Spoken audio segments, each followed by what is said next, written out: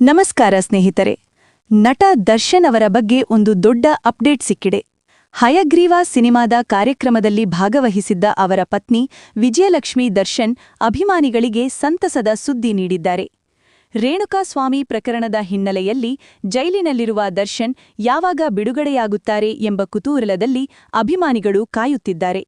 ತಮ್ಮ D boss ಯಾವಾಗ ಮತ್ತೆ ದೊಡ್ಡ ಪರದೆಯಲ್ಲಿ ಕಾಣಿಸಿಕೊಳ್ಳುತ್ತಾರೆ ಎಂದು ಫ್ಯಾನ್ಸ್ ನಿರೀಕ್ಷೆಯಲ್ಲಿದ್ದಾರೆ. ಮಂಡ್ಯದಲ್ಲಿ ನಡೆದ ಹಯಗ್ರೀವ ಟ್ರೈಲರ್ ಲಾಂಚ್ ಕಾರ್ಯಕ್ರಮದಲ್ಲಿ ವಿಜಯಲಕ್ಷ್ಮಿ ಅವರು ಮುಖ್ಯ ಅತಿಥಿಯಾಗಿ ಭಾಗವಹಿಸಿದ್ದರು.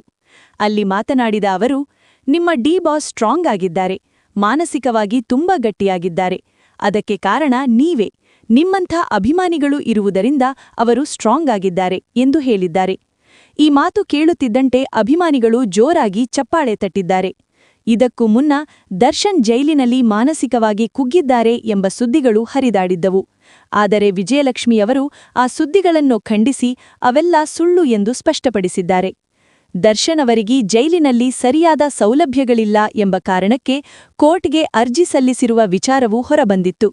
ಇದರಿಂದ ಅವರ ಆರೋಗ್ಯದ ಬಗ್ಗೆ ಅಭಿಮಾನಿಗಳಿಗೆ ಚಿಂತೆಯಾಗಿತ್ತು. ಆದರೆ ಈಗ ಅವರ ಪತ್ನಿಯ ಮಾತುಗಳಿಂದ ಫ್ಯಾನ್ಸ್ಗೆ ಸ್ವಲ್ಪ ನಿಟ್ಟುಸಿರು ಸಿಕ್ಕಿದೆ. ಇದೇ ವೇಳೆ ವಿಜಯಲಕ್ಷ್ಮಿಯವರು ಹಯಗ್ರೀವ ಸಿನಿಮಾದ ನಟ ಧನ್ವೀರ್ ಅವರು ಹಾಗೂ ನಟಿ ಸಂಜನಾ ಅವರಿಗೆ ಶುಭ ಹಾರೈಸಿದ್ದಾರೆ. ಧನ್ವೀರ್ ನಮ್ಮ ಕುಟುಂಬದ ಸದಸ್ಯ, ನಮಗೆ ತೋರಿಸಿದ ಪ್ರೀತಿಯನ್ನು ಅವನಿಗೂ ತೋರಿಸಿ. ಪೈರಸಿ ಸಪೋರ್ಟ್ ಮಾಡಬೇಡಿ, ಸಿನಿಮಾ ಥಿಯೇಟರ್ನಲ್ಲಿ ನೋಡಿ ಎಂದು ಮನವಿ ಮಾಡಿದ್ದಾರೆ. ಈಗ ಎಲ್ಲರ ಮನಸ್ಸಿನಲ್ಲಿರುವ ಒಂದು ಪ್ರಶ್ನೆ, ದರ್ಶನ್ ಯಾವಾಗ ಬಿಡುಗಡೆಯಾಡುತ್ತಾರೆ? ಈ ಬಗ್ಗೆ ಅಧಿಕೃತ ಮಾಹಿತಿ ಇನ್ನೂ ಹೊರಬಂದಿಲ್ಲ. ಆದರೆ ಅಭಿಮಾನಿಗಳ ನಿರೀಕ್ಷೆ ದಿನದಿಂದ ದಿನಕ್ಕೆ ಹೆಚ್ಚುತ್ತಿದೆ. ಡಿ ಬಾಸ್ ಮತ್ತೆ ಯಾವಾಗ ಬರುವರು? ನಿಮ್ಮ ಅಭಿಪ್ರಾಯ ಕಾಮೆಂಟ್ನಲ್ಲಿ ತಿಳಿಸಿ.